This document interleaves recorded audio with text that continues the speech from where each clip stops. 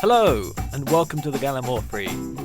Thank you for joining us again on another fun-filled frolic through the lesser-known parts of history.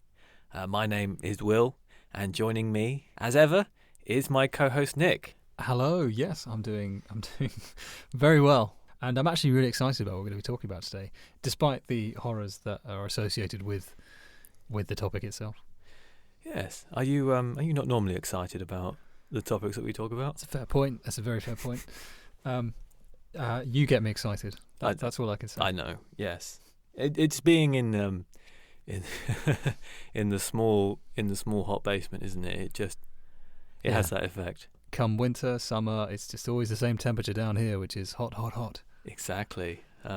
Yes. Well, I don't think we ever really know what the weather of the season is. There's no windows down here.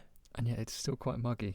Still very muggy. Yes. Very muggy. I'm not sure how that works in terms of environments. No. What that says about us, but yeah, that's a whole other issue that people don't want to hear about. That's right. Lovely. Okay. We've actually got a really interesting episode for you today. We're going to be discussing some of the more ridiculous reasons for war. Yes, that's absolutely right. From the quagmire of this basement to the quagmire of the battlefield, we'll be looking at some of the absolutely absurd and ridiculous reasons why people marched off to war. I mean, setting aside the fact that any war, you could argue, is quite ridiculous in itself. I mean, why would you send a load of men to die in a field somewhere? I mean, it just seems a bit silly, really. It does seem a bit silly, doesn't it? Yeah. Yeah. Because I want that bit of land over there because it's slightly nicer than the bit of land I'm currently on. Or, that person's wearing a different dress to me. Or they're following a different god. It's all a bit silly. I don't know. I've gone to war for stupider reasons by playing Civilization.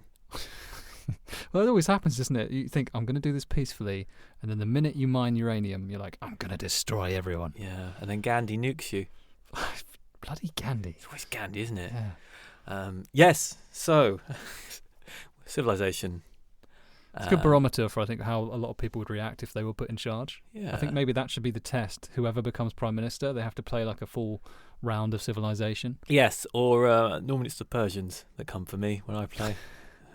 Who do you normally play as? Normally players. I like to play as Victoria. I like to keep it traditional. Patriotic. Yeah. Some of them had Churchill, didn't they? You could play as him. Yes. Napoleon's quite good to play as. Oh, yeah. You feel like you're going to do well with Napoleon. But anyway.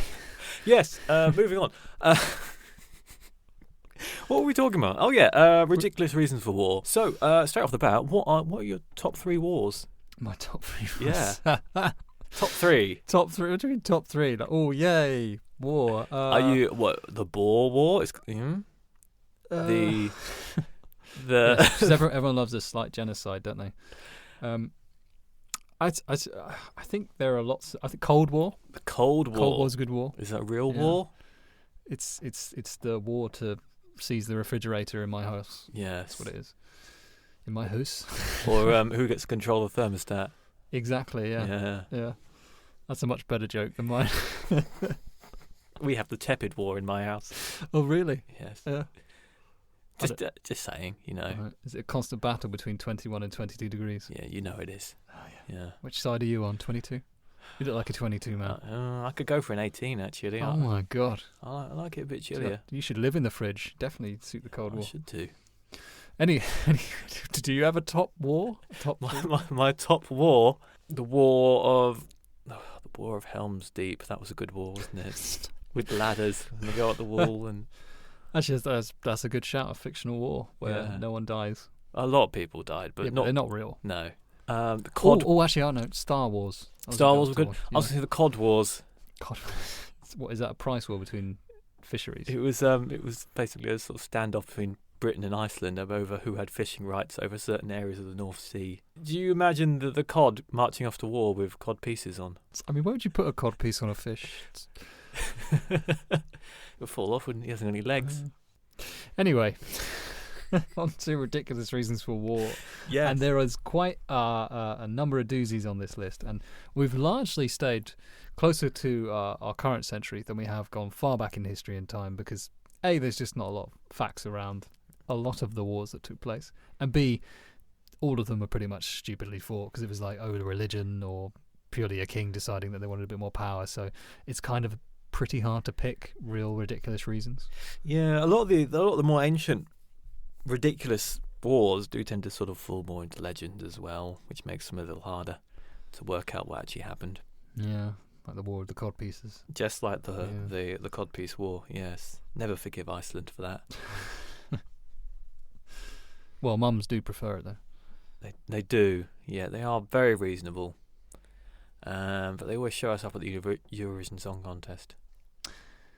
Yeah, but we could put like the most popular artist in the world, and I think we'd still lose the Eurovision Song Contest. You mean that time we put Engelbert Humperdinck?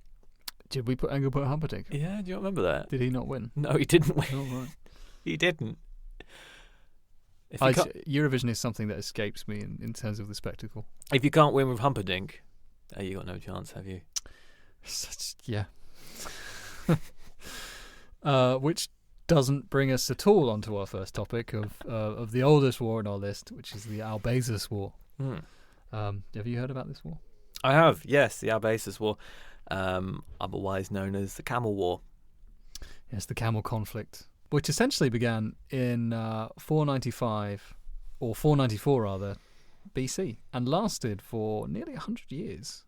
And it was essentially a battle between two tribes in Islamic era Arabia, where it was cousin against cousin, often fighting to the death, land and possessions continually changing hands.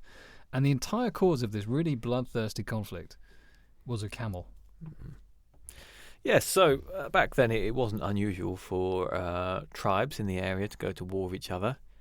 But normally they had a slightly better excuse than a camel. So essentially the war started when an elderly lady named Albazus, who belonged to the Bakir tribe, went to visit her niece, Jalia bint Murrah, who happened to be married to the leader of another tribe called the Talib. And he was called Kulaba. As was the custom, she arrived by camel, but when she got there, she sort of didn't tie it up. She just sort of said, go on, son, you have a little wander. I'll come back for you. And the Talib leader, he was famously protective of his territory and possessions. He just looked out and saw this random camel wandering around. He killed it with a bow and arrow. Of course, if you've come all the way to visit someone and you find your rides then broken down, or rather butchered in this case, you're going to be a little upset. So Albazus soon learned about this and was promptly thrown into a fit of rage, so much so that she summoned her nephew, who she was also visiting as well. He happened to live with Jalia, and he was named Jesus. And he demanded he fight for her honour. So he promptly did this, and he promptly killed Kulab's camel, which set in motion a series of tit-for-tit attacks and killings, which sets basically off this war that would last, nearly a century, and would result in countless deaths, with many different tribes trying to intervene and go, look, guys, just settle down, relax, chill. It's just a camel. There is one point when the leader of a third tribe, a guy called Al-Harith ibn Abad, attempts to broker peace, and he does this by sending his son Ojer to meet with the two leaders. Fortunately, Kuleb's brother, who is now leader of the tribe, Kuleb having been assassinated slightly earlier on, unexpectedly kills Ojer, drawing the third tribe into the war as well. So essentially now you had three tribes going hammer and nail at each other. With each vowing that they would not rest until the other had been wiped from the face of the earth. After nearly a century of all the young men sort of throwing themselves at each other, butchering each other, killing each other pointlessly, they sort of began to grow a bit tired, and eventually the sort of reason was kind of forgotten. And they just thought, maybe we should stop this now. So the war kind of petered out eventually, after all of them got very, very tired. Yes, so while this war did end hundreds of years ago, it sort of lived on today in Arab culture, where the story is used as a warning against holding personal vendettas. And speaking of vendettas, that brings us on neatly to our next crusty affair. See what I did there? Yes, you're talking about that time that I ate your Danish. I will never forgive you for that. My revenge is coming swiftly and coldly. Yes, but before that pastry war, there was an earlier pastry war in the early 19th century. Also known as the first French intervention in Mexico, or the first Franco-Mexican War. The pastry war was... Hang on, how many Franco-Mexican wars were there? At least two. So it's one of two Franco-Mexican wars. Yes, you never really think of France and Mexico going to war, do you? But No. No. But there we go. It was France, and it was the 19th century. So I think they had to go at everyone at that point. When it comes down to food, though, if you imagine a food fight between the Mexicans and the French, I mean, the French got a lot of quite light, floppy dishes. I'd imagine the more sturdier Mexican food would win. Yes, you think of the front, a lot of pastries and things. I mean, would you rather have an army armed with burritos or creme brulee? Creme brulee, they do have their blowtorches, don't they, to do the nice sugar top. That is true. But then when you go for a burrito, it always comes in that really hot pan, doesn't it? Anyway, yes, carry on. Pastry war. But yes, this war was fought not over burritos or creme brulee. It was actually fought over pastry. So, just to set the scene, 1838, Mexico had been undergoing almost constant unrest for over a decade. This was relating to a struggle within the country between a central government and a more federal system. So there's a lot of sort of different voice on either side on where they wanted to lead the country, and this eventually led it to a bit of a civil war. In 1838, French pastry cook who had set up a shop in Mexico City found that his shop had been ransacked by Mexican soldiers. So the owner of the shop, a man called Monsieur Remontel, claimed that he was due reparations in the sum of about 60,000 pesos, despite his shop only being valued at 1,000 pesos. So just to put this into perspective, the average daily wage in Mexico City at the time was about 1 peso. Yeah, so obviously Remontel, maybe he was a bit of a chancer. I mean, definitely. 60,000 pesos. Well, you may say it's 1,000, but it's worth billions to me. Yeah, I mean, think of the emotional damage. Yeah. All of my sentimental pastries. All the good rolling pins, just gone. Oh, my good rolling pin. And it was made of wood. Made of wood. Oh God! It was made of the wood from the cross of Jesus. That's a holy pasty. That's a holy pasty. No, pasty is something very different. You would not make it out of holy wood. What was funny about this story, though, is that although he had this ridiculous demand anyway, hearing of the beleaguered chef's plight, the French government decided, that's not enough. And they promptly demanded Mexico pay 600,000 pesos as reparations. We just mentioned that the 600,000, France were claiming that was kind of including other reparations that they believed they were due. They basically had a bunch of outstanding loans that Mexico had reneged on. Yeah, so there was beef there, and not just in the burritos. Yeah. So, like any good, or rather very strict, villainous debt collector would do, they immediately decided to sail to Mexico and blockade them with a fleet of warships. Last time I missed my mortgage repayment. I think that happened.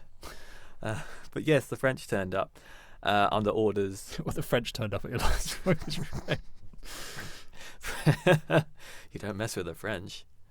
Yes, they turned up under orders to bombard the Mexican fortress of San Juan de Julia. You don't mess with it. Did anyone tell the Germans that twice? No, they just said, we're going to test that theory out. They didn't get that memo. They also didn't get the one about invading Russia in the winter. And they also, the French, that is, they seized the city of Veracruz. Veracruz was at the time the most important port on the Gulf Coast, and it was captured by the French forces in December of 1838. So the French flotilla was actually under the command of a naval hero during the Napoleonic Wars called Admiral Charles Bourdin. We're going to call him Charlie. Yeah. So he was in charge of this blockade and also in charge of capturing Veracruz. And after they immediately did this, Mexico thought it'd be a good time to declare war at last.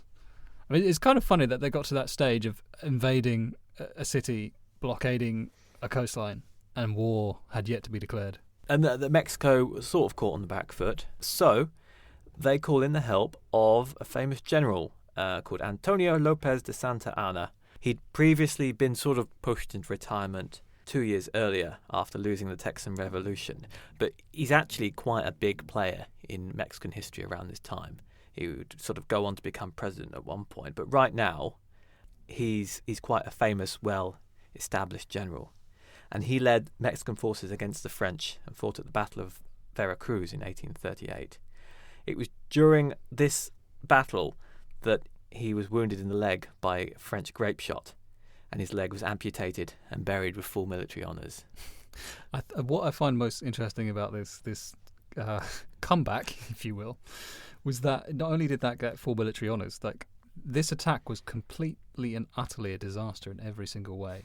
Like loads of people killed. He didn't gain anything, yet he was welcomed back as a hero and celebrated after that again. After having his, obviously you mentioned he lost the Battle of Texas in the Battle of San Jacinto. But no, he was catapulted back to being a national hero again, and it's just such a strange way to do it. It's like he completely and utterly failed again, and somehow this time people loved him for it. Yeah, he was a great sort of, I guess, propagandist maybe, in that he took the fact that he'd lost his leg in battle and used it to sort of give his career a bit of a second wind. I mean, he probably didn't mention that he lost his leg because of a pastry shop. Yeah, but also by the spring, Mexico actually ended up basically paying the money to France on the advice of Great Britain. And then by March of 1839, they lifted the blockade upon hearing the promise of payment. Yeah. And the French only suffered during the entire 5-month conflict 8 casualties. Mexico lost about 200. Yes. But like all good stories, there was a sequel. Mexico failed to pay the money promised. Did they bomb the pastry shop again? No, they just didn't pay. So France used that as justifications for the second French intervention in Mexico of 1861. This was the last time that France and Mexico were engaged in war, so that was nice at least. Yeah, and it didn't end there for General de Santa either, because he would actually star in the war with the United States that took place from 1846 to 1848, in which the artificial leg that had been crafted for him to replace the one he lost in France was lost in battle and captured by American soldiers who sent it back home to the Illinois State Military Museum, where you can proudly see it on display. That'd be a great trophy, though, wouldn't it? The general's leg. But the thing is, Mexico has repeatedly asked that the leg be repatriated. I like at least it's not just Britain that goes home with things that aren't really theirs and then refuses to give them back. And speaking of objects stolen and proudly displayed in museums, what better time and what better segue to talk about the British Empire, which was notorious at doing that. I mean, not only did we steal things and take them back home, we effectively went to other people's countries, stole them, and then got annoyed when people tried to take them back. And this leads us on to one of the most famous and infamous and quite bloodthirsty conflicts of the Victorian era. And this was the 1857 Indian Revolt. So India was a complex compilation of different kingdoms and rulerdomships throughout the land. It wasn't a unified country as it is today. And it was kind of governed by a sort of private company called the East India Company, and I'm sure we all know who they are, and they definitely are worth a podcast. They are like the prototype for the Sith Empire in Star Wars. They're just like Machiavellian, evil, ambitious, bloodthirsty. Interesting aside about the East India Company. Somebody's actually bought the rights to the name, and they just sell tat on the internet now. What? I know. It's kind of like an ignominious end to such a horrific tyrant of the early modern world. Maybe it's quite fitting then. Yeah. Just reduced to this. So essentially, they were, by the sort of 1800s, they were fully in control after battling other sort of French trading companies around the area for power, and were the leading power by 1757, in fact. But from the early 1800s, the company had attempted to sort of, develop the local economy, implement changes to the legal system, and there was a widespread fear that the British were trying to force Christianity upon the Indian population, that they were going to convert lots of Hindus and Muslims to the Christian way of life. Because, to be honest, whenever the British arrived in a country, the groundwork was laid by Christian missionaries. Yes. Who would just never shut up about Jesus. That was sort of their thing, wasn't it? Before the Americans really got involved with all of that, the British were doing it. So India itself was a complex place with a lot of complex problems. And obviously there were a lot of people not very happy about the fact the British would try to govern India and claimed India as their own. But the British didn't really have a lot of troops stationed there comparatively. For a nation of about 250 million, there are 100,000 British troops spread across the nation to keep order. Now that's not a lot. Something goes wrong, you're kind of a bit screwed. So large numbers of native soldiers known as sepoys were employed by the East India Company to maintain order and defend trading centres from general bandit attacks and foreign invaders. And they were under the command of British officers, because who better to command a unit of troops than a British officer who knows what they're doing? And sepoys were actually quite proud of their military prowess, and they took enormous loyalty to the British Empire. They were very keen. They were fans of them, apparently. But by the 1830s and 40s, all these sort of tensions around culture and colonialism had started to emerge. And there was, like I said, there was a great fear of being converted to Christianity. And this led to a lot of rumours. So this led to rumours, the British are putting cow bone meal into our bread so that they can taint us. Things like that, just things that weren't really substantiated, but they spread around like wildfire. When the East India Company took over different regions, they also tended to institute what came to be known as a policy of doctrine of lapse, where they would take control of a state in which the local ruler died. They'd institute their own sort of pawn in place, and then would annex territories all around them, which upset a lot of people. And about 1840 and 1850, the Indian soldiers in the East India Company's employ began to slightly take umbrage with this, because they were asked to be, go around to annex basically their countrymen's free lands and just take them. So that added another dimension to it. But ultimately, what led to the 1857 rebellion was the culmination of all these tensions, which manifested in what later turned out to be just a rumour. And it's something that historians are universally agreed on, that this was the defining spark of what led to the 1857 Indian Revolt. And that was the introduction of a new cartridge for the Enfield rifle that the sepoys used. If you wanted to load a gun back then, you had to sort of tear open the cartridge paper that contained the powder and then the little metal ball, and then you had to pour that down the barrel of the gun. So, and because your hands were full with the gun and the powder, this was done entirely by your teeth. The cartridges were greased with tallow, which in the UK was made of beef and pork fat. Thus, this posed a massive problem to the mainly Hindu and Muslim soldiers that made up these units. And this rumour spread like nothing else. So it came to the attention of the sepoys that these cartridges were beef and pork fat greased. The British actually knew of this consideration, but of course they didn't tell them that, and they did nothing to stem the rumour of this. And it led to an infamous day on March the 29th, when on the parade ground at Barrackpore, a sepoy named Mangal Pandey fired the first shot of the uprising after refusing to load his gun. I don't know how he did that after refusing to load his gun. Maybe somebody else loaded it for him. I think it was a slightly different gun. His unit had refused to use the new rifle cartridge, which was about to be disarmed and punished by the British for not obeying their instructions. So he shot a sergeant major and a lieutenant in the altercation, and he was immediately surrounded by British troops, so he shot himself. He was, however, survived, but only long enough to be put on trial and hung on April the 8th, which of course led to way more mutinies across the entire empire. It's all just a bit mad, really. We have a war literally sparked off by a rumour. So despite a slightly brutal end, Mangal Pandey actually went on to be something of a hero in India. He went on to be portrayed as a freedom fighter in films and even appeared on his own Indian postage stamp. The British, though, just called the mutineers Pandeys after him. So as the months went on, more and more Indian units mutinied against the British. Some units in the south of India remained loyal, but in the north, many units of the Bengal Army actually turned on the British. And this just stoked the dispute, and it became more and more violent. So one example of the rebellions is in Meerut, near Delhi, where a number of sepoys refused to use the new rifle cartridges. The British responded by stripping them of their uniforms and putting them in chains.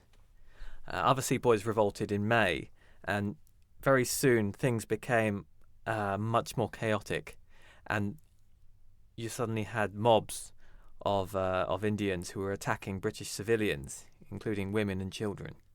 So as the rebellion progressed, mutineers started travelling into Delhi to join it, and soon the city was just erupted into a violent revolt against the British. The British civilians who were in the city were either slaughtered or were fortunate enough to be able to flee, leaving Delhi in the hands of the rebels. Yes, and so this war provoked a lot of consternation back home while it was ongoing, because a lot of stories around these atrocities reached, obviously, the newspapers, and they would post rather graphic illustrations of it, stoking the fires against India and painting the Indians as obviously savage and violent and beneath the white man, etc., as was the sort of view of the time, which is a bit unfair because the British were equally violent and repressive of the Indian soldiers as well. But there's another one called in the city of Kanpur. There was a particularly horrible massacre occurred when British officers and civilians leaving the city under a flag of surrender were still attacked. The men were all killed, and about just over 200 British women and children were taken prisoner. And then a local leader by the name of Nana Sahib ordered their death. So when the sepoys, abiding by their military training, refused to kill the prisoners, the story goes that they recruited butchers from the local bazaars to just start killing. And so women, children, infants were murdered, and then their bodies were thrown into a well to cover this up later on. But obviously this was still discovered. And when the British eventually took back the city and discovered the site of the massacre, they didn't take too kindly to it and led to vicious acts of retribution against Indian civilians and soldiers. Fighting continued well into 1858, but the British were ultimately able to establish control again. But unfortunately, this was not good news for the sepoys and the Indians who revolted, because they were all still outraged. And so the British officers, believing that hanging mutineers was far too humane, decided to come up with a number of ingenious and incredibly horrific ways of punishing them. So one was attaching them to a cannon and then firing the cannon, which meant you were literally blasted into tiny little pieces. Particularly nasty way to go, this. And essentially when control was re-established and the Sepoy revolt was finally put down and order was restored via troops, it kind of led to the East India Company's demise, because it was the British government who had to come in and sort of establish control, administering control of India, with a viceroy officially taking charge on my birthday, actually, on July the 8th of 1859. Oh, that's nice. I didn't realise you were quite so old. Yeah. But yeah, that's so over nearly 250 years of direct East India Company control just came crashing down in the space of a year because of a rumour. Yes, the relationship between the British and the people in what would become modern India is a very big topic. So while the initial cause of the war was ridiculous, there was a lot of stuff simmering under the surface as well. The British government having to step in where the East India Company couldn't manage did lead to Victoria being able to add Empress of India to her title. So somebody won. Yeah, it wasn't the Indians. But unfortunately, this revolt has gone down in sort of Indian history as kind of like it's considered one of the first attempts to establish control again over themselves and reassert their independence. So it's yeah, it sort of feels like a bit like when people talk about the assassination of Franz Ferdinand, sort of being the cause of World War I, but also not really, because there was so much other stuff going on that it was just waiting for a good excuse. Exactly. Yeah. Just on an interesting side note. When I was researching this, I also came across the fact that do you remember when they introduced the £5 notes? Do I remember that? Yeah. What, the new ones? Yeah, the new with Churchill. Oh, the plastic ones. Yes. Yes, I remember that. So yeah. They were found to contain trace amounts of animal product. Oh yeah, I do remember this. Yeah. Yes. And the Bank of England eventually caved, said they wouldn't use any. Anyway, what's next on the agenda? Next on the agenda, speaking of animal grease. Next on the agenda is the Pig War of 1859. The Pig War, yes. We're not talking about that time they had a fight on Jersey Shore. Is that still a thing? I don't know. We've had a go at Kim Kardashian. Let's try someone else. Let's try the Jersey Shore. So, the Pig War, also known as the Pig Episode, or the Pig and Potato War, or the San Juan Boundary Dispute. You can pick whichever you prefer. So the Pig War started in 1859 on San Juan Island, which is an island located between the mainland United States and Vancouver Island. Vancouver Island would later go on to become the independent state of Canada, but at the time it was a British territory. At the time, the island was home to American settlers and British employees of the Hudson's Bay Company, and both parties laid claims to its soil, which was apparently quite good for growing crops. On the 15th of June 1859, an American farmer named Lyman Cutler gunned down a British-owned pig after he discovered the animal was going through his potato patch. I think if there's anything to be learned from this, is don't go gunning down other people's animals. Well, to be fair, it was on his potato. It was literally on his patch. It was. Yeah. And, potatoes are great, aren't they? You don't want anyone messing with your potatoes. The ensuing argument... I don't know how true this is or if it's apocryphal in any way, but this argument is one of the greatest comebacks I've ever seen in an argument between Cutler and Charles Griffin, who was the owner of the pig. Ah, yes. When Cutler and Griffin had a discussion about this, it led to the rebuttal of Cutler basically saying, "But your pig was eating my potatoes," and then Griffin responded, "Rubbish! It's up to you to keep your potatoes out of my pig." Which that's brilliant. He's got a point. I might use that in future. Cutler did, however, offer to pay Griffin a sum of $10 in compensation for the pig. Is that a good price for a pig back then? Oh, well, he kind of took it as an insult and refused it. No, not a good price. It was quite a lot, to be fair, actually, $10 back then. He instead reported Cutler to the local British authorities, who threatened to arrest him, which caused a lot of anger amongst the Americans, who then drew up a petition requesting US military aid. And we all know how the request of US military aid goes down well in parts of the world. So this led to Brigadier General William S. Harney, who was at the time commanding the Department of Oregon, to dispatch Captain George Pickett and 66 American soldiers who landed on San Juan Island. Captain George Pickett would later find fame as a Confederate general during the Civil War. Fame or infamy? He was on the Confederate side, so I'm going to go with infamy. And in response, James Douglas, the governor of British Columbia, decided to send 3 warships. So, instead of a mild escalation, you could say. Yes. Let's bear in mind this is all over the killing of one pig, though. You touch another man's pork and it just doesn't go down well. No, they don't like it. No. So Pickett responded by declaring the whole island US property, which seems reasonable, I guess. I don't know. The situation lasted for 2 weeks before a deal was finally negotiated in the October, and they decided to basically agree on joint military occupation of San Juan Island. The escalation between these two nations was entirely done without the understanding of their superiors. So by the time the word had finally reached both the respective governments in London and in Washington, D.C., all the officials were like, why the hell are we going to war over a pig?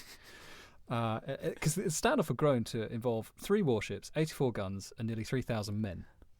Yeah, though it wasn't quite 40 years of tribal warfare, so we can feel that as a species we had progressed slightly, at least over the last 1,000 years.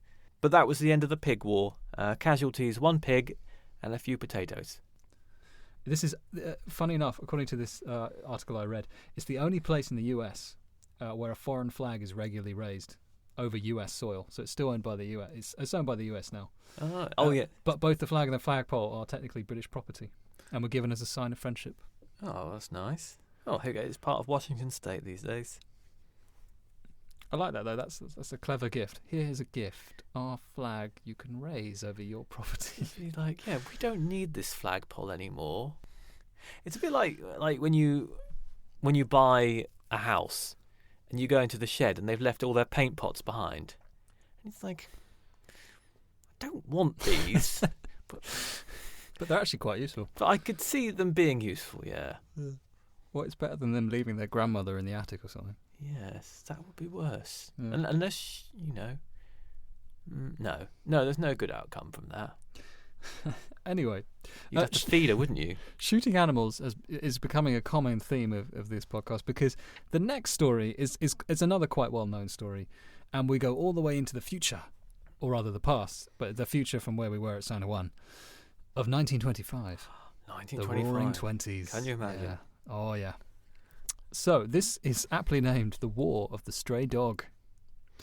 It's a name given to one of a relatively short-lived and thankfully not very bloody conflict between Bulgaria and Greece, which started on the border separating Macedonia from Petric. I think I've said that right. I think so. So according to this story, there are two versions of events, which no one is entirely sure of.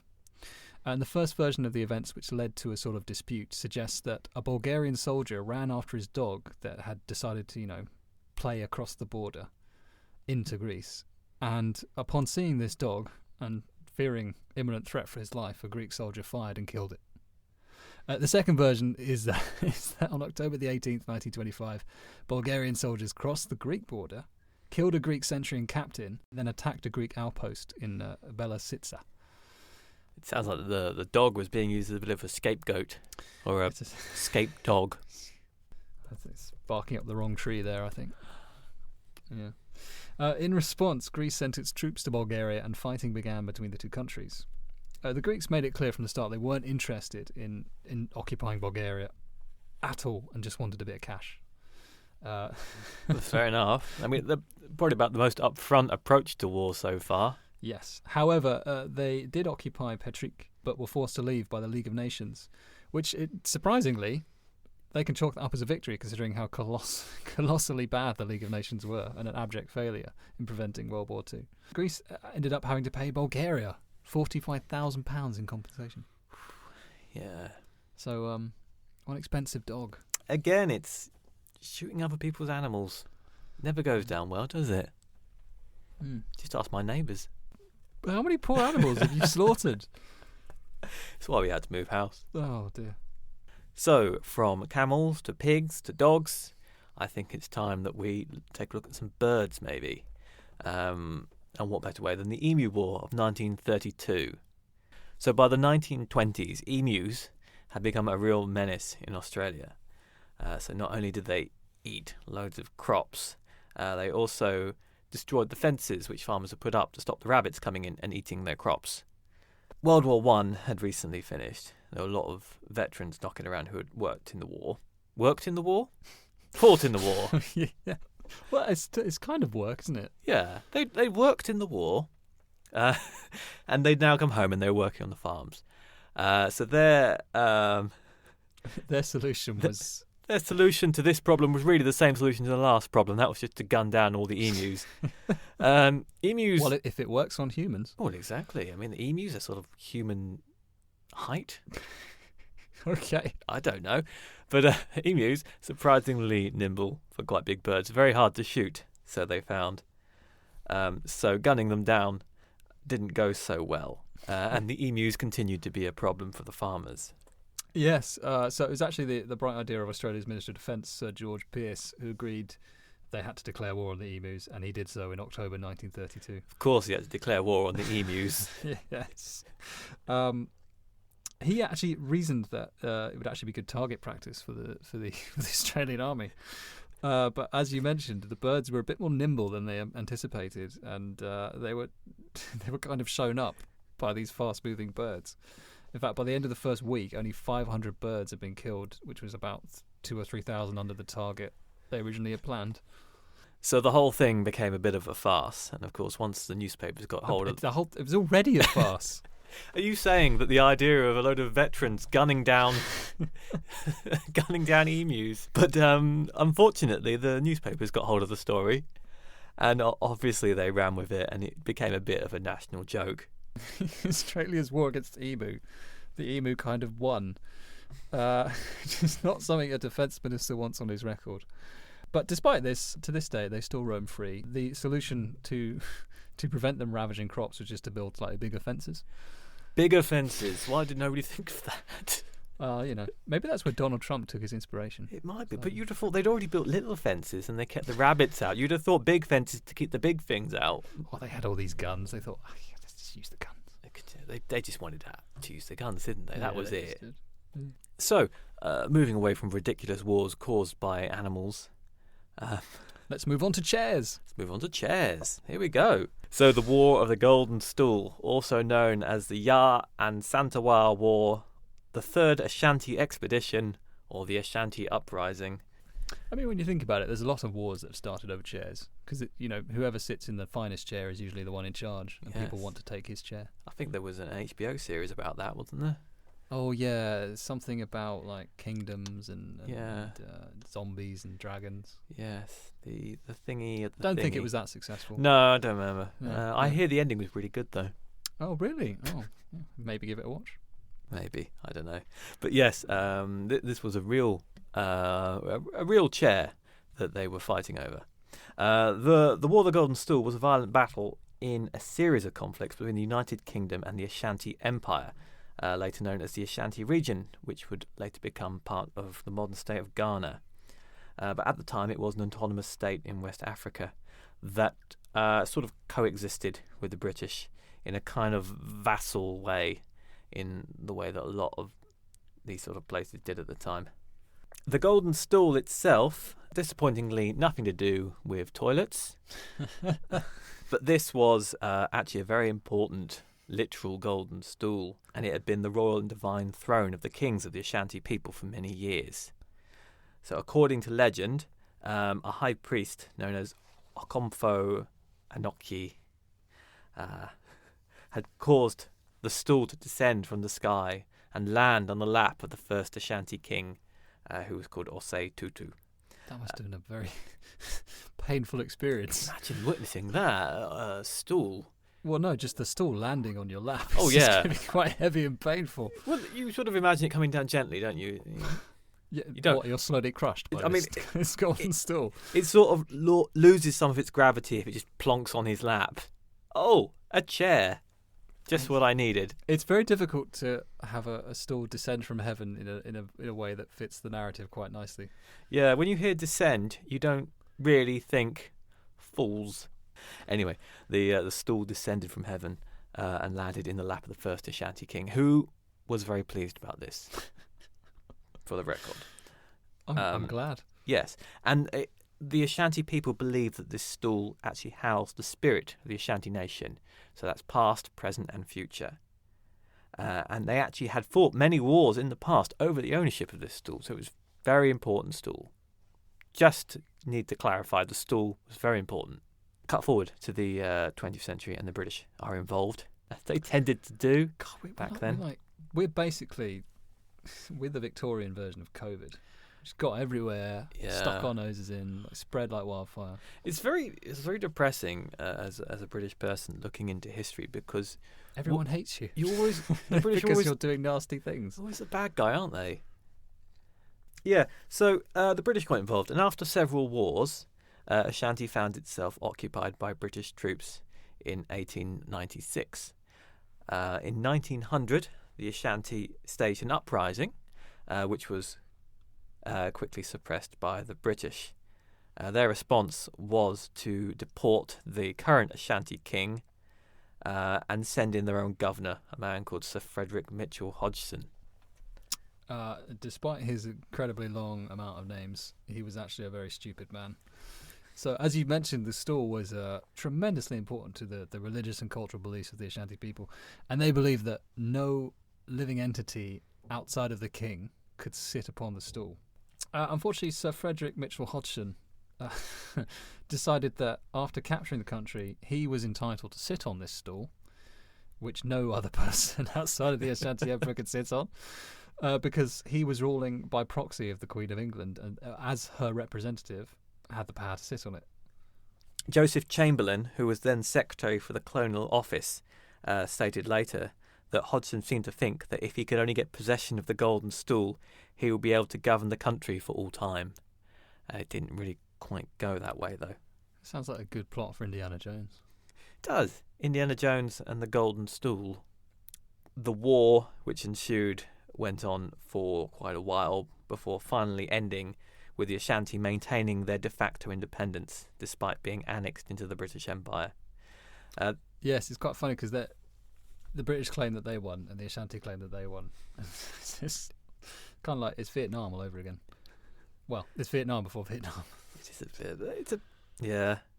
The Ashanti were eventually subsumed into Ghana upon being granted de jure independence in 1957. The stool did survive. It was actually found later on, stripped of its gold. Yeah, the story goes that the stool was... So the British never actually found the stool, despite the Hodgson demanding that he could sit on it. He never had the chance to. he was deprived of that great singular honour because it was hidden by the Ashanti people in the forest. And the British searched for it. They just couldn't find it. However, as you mentioned, it was found with completely stripped away, because it was actually stumbled upon by a group of labourers who decided to basically make as much as they could out of it. So, if you see something shiny and expensive looking, never sit in it unless someone says you can. That's the moral of that story. Yes, so don't shoot stray animals and don't sit in someone else's chair. Yes. Good life lessons here.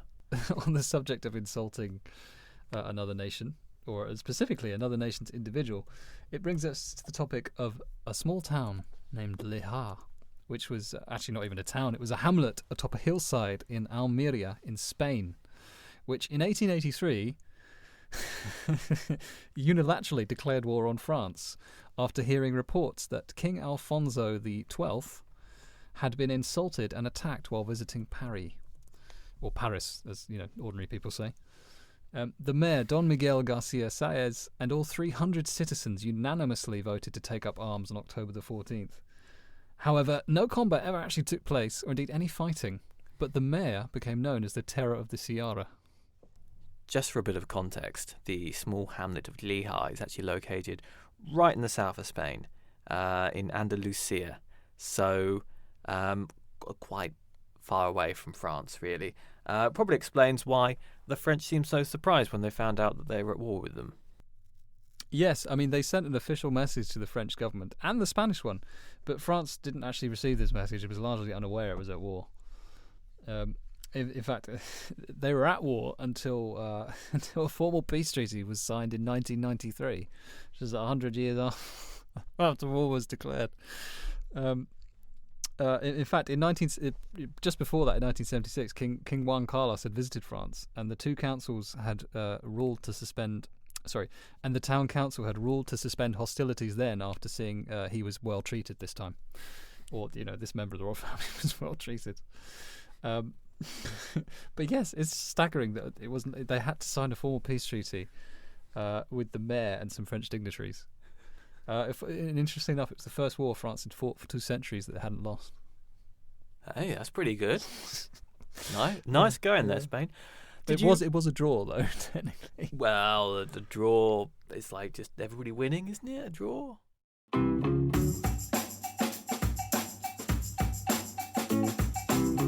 That was just a few ridiculous reasons for war that we thought were quite interesting. Hopefully you've enjoyed hearing about them. Yeah, and there's tons more information around these different topics and different wars you can find in your local libraries or on your local Googles. So I encourage you to read, because we've glossed over quite a lot of important different things which have a myriad of different political and cultural and economic factors that we've not even addressed. But yeah. Often while these wars can be started for stupid reasons, very often there is a much bigger picture as well. There's always something else going on. Often a much bigger, stupider yes thing. There's always a bigger emu. Yeah, exactly. Yeah. But I hopefully you've enjoyed this episode. It's been very interesting reading into these things. But for now, thank you for listening. Please do get in touch if you have any feedback. You can contact us at info@thegallimaufry.show. Please do subscribe. We are in all the usual podcast places. And you can also visit our website at thegallimaufry.show, where we'll be posting the show notes and our sources if you're into that kind of thing. But for now, thanks for listening. And have you got anything else to say, Nick? Yes. Just take care out there. Remember, be careful where you sit, especially if it's a golden-looking stool. Good words. Yeah, that's good advice for any scenario, really. And with that, thank you for listening, and we'll leave you with the clue for the next episode.